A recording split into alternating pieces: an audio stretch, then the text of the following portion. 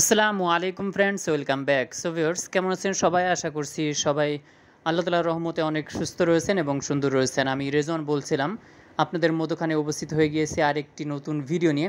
So viewers, এই ভিডিওর ভিতরে আলোচনা করব রেসিং পিজনের খাবার, রেসিং পিজনের মাসিক কোর্স, কিভাবে আপনারা রেসিং পিজন লালন পালন করবেন সেটা নিয়ে ডিটেলস আলোচনা করার চেষ্টা করব। স্ক্রিনে যে পেয়ারটা দেখতে পারতেছেন এটা হচ্ছে মাক্সি একটা পেয়ার, চমৎকার একটা পেয়ার। এটা চলে গেছে ঢাকাতে। আলহামদুলিল্লাহ সেম কোয়ালিটির আরও এক পেয়ার বাচ্চা রয়েছে যাদের বয়স এখন 15 থেকে 20 দিনের মধ্যে।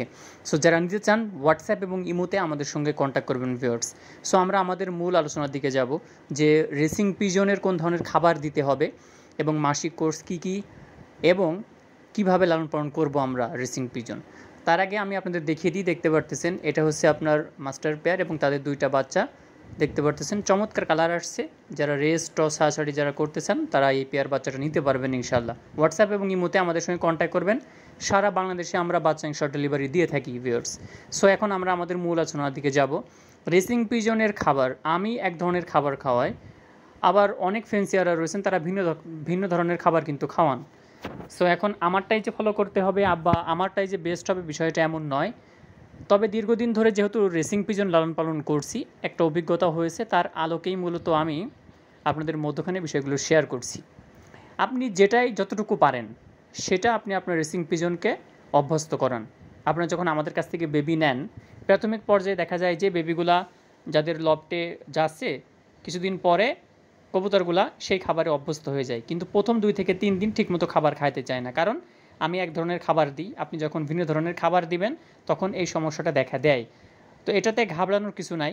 প্রাথমিক পর্যায়ে 1 থেকে 2 দিন নতুন জায়গায় গিয়ে বা নতুন নতুন যে খাবারের মধ্যে একটা পার্থক্য থাকে যার কারণে বাচ্চাগুলো খাবার খাইতে চায় না। সো খাবারের মধ্যে কি কি আপনারা অ্যাড করবেন অসংখ্যবার আমি বলেছি। আমি সাধারণত যেটা দিয়ে থাকি ডাবলি দিয়ে থাকি। পরিমাণ একটু কম বেশি হলে সমস্যা নাই। গরমের মধ্যে তৈলাক্ত যে খাবারগুলো রয়েছে এগুলো কম করে দিবেন এবং শীতের মধ্যে এগুলো বেশি করে দিবেন। এটা হচ্ছে আপনার পার্থক্য। এখন ছোলা দিবেন, আপনি মটর দিতে পারেন, আপনি মুগ ডাল দিতে পারেন, হ্যাঁ আপনি মসুরির ডাল দিতে পারেন। এরপরে হেডকে যেটাকে আমরা বলি এগুলো আপনি দিতে পারেন।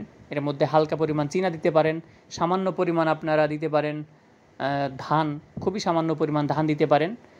সো সেক্ষেত্রে দেখবেন যে ইনশাআল্লাহ আমাদের কবুতরগুলো সুস্থ থাকছে, সুন্দর থাকছে ইনশাআল্লাহ। এখন ব্রিডিং পেয়ারের এক ধরনের খাবার, আবার ফ্লাইং লফটে যে কবুতরগুলো থাকে তাদের আবার ভিন্ন ধরনের খাবার। ফ্লাইং লফটে যে বাচ্চাগুলো থাকে সাধারণত সেই সব বাচ্চাদের পাতলা যে খাবারগুলো রয়েছে সেগুলো দিতে হয়, যেমন কুসুম ফুলের বীজ, এটা একটু বেশি দিতে হয়। এর মধ্যে খুব সামান্য পরিমাণ তৈলাক্ত যে খাবারগুলো রয়েছে সেইগুলো দিতে হয়। গরমের মধ্যে খুবই সামান্য পরিমাণ দিতে হয়, আর শীতের মধ্যে একটু বেশি বাড়ায় দিতে হয়।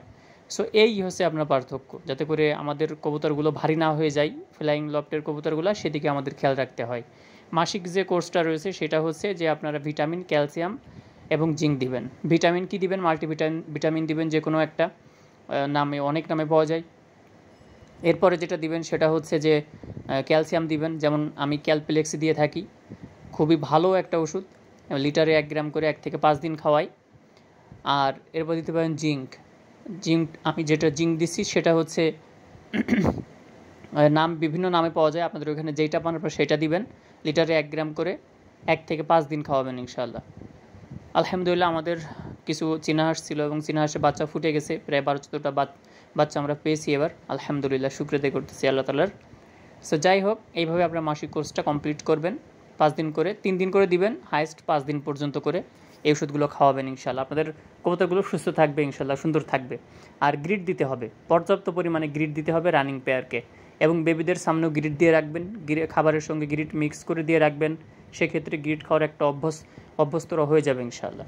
সো আজকে এই পর্যন্ত। সাবস্ক্রাইব করে পাশে থাকবেন। আসসালামু আলাইকুম।